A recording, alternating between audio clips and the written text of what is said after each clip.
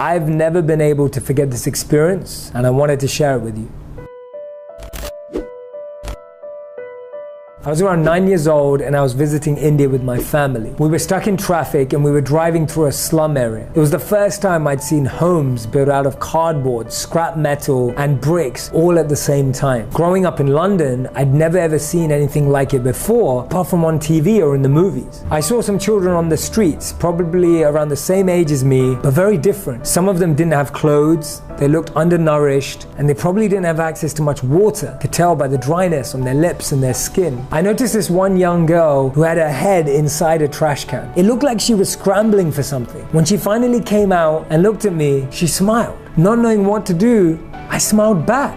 She was obviously trying to look for food, and I could see her scrambling and trying to reach in as far as she could. Only then did I realize that she only had arms. She didn't even have hands. As she looked at me, I could tell she was hungry. But by the time I was just about to do something, our car took off, and I could only see her now and feel her disappointment that I wasn't able to help. At the time, I didn't have any food or money, and before I could ask my parents or the driver to stop, we were too far along on the highway, but I couldn't stop thinking about her. When we got back to the hotel, I got out of the car, and it was lunchtime. And even though I was really hungry, I couldn't eat because I couldn't get over the fact that I couldn't have done anything for that young girl that I just saw. Even though I went to the buffet with my parents, it felt as if only me and her had looked at each other in that whole exchange and the whole city had stopped. I could remember exactly how she looked as I was looking at the food. When we were there at the buffet, I overheard a couple arguing with the hotel staff. Listening into their conversation, I found out that the couple were really upset at the hotel staff because of the number of choices available in the buffet. I looked around, there were so many options. They were complaining about there not being enough choice, but all I could see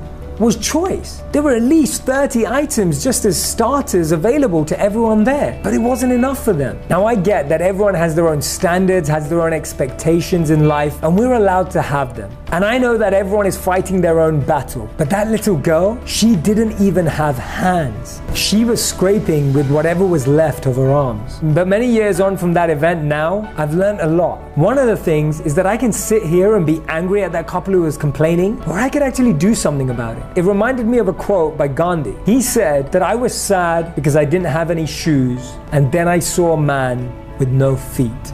For me, this event left a lasting impression in my heart, and two messages that I want to share with you today. The first one is to remain grateful for absolutely anything we have. Robin Roberts said it perfectly. She said that if we threw all our problems into our pile, we would rush to grab our own back. And when we start with gratitude and see everything as fortune and grace, we're able to receive much more deeply. And number two, let's help those who need it. Let's not be mad that the world isn't helping them. Let's see what we can do. Compassion is key and empathy is essential. And that's one of the reasons that I focus so much of my life in trying to help those in need. And it may mean that you're in a space in your life where you feel you can't currently help anyone right now, but I guarantee you that there's just one person out on the street today that you could impact, that you could change their experience at least for a moment. Remember what Gandhi said, I was sad because I didn't have any shoes, and then I saw a man with no feet. It puts everything into perspective. I am so grateful that you're watching my videos right now, and I hope that you're going to go on and watch so many more. But before you do that, make sure you subscribe to this channel so that you can find out about the videos as soon as they launch. Press the like button and leave a comment, and let's keep making wisdom go viral together.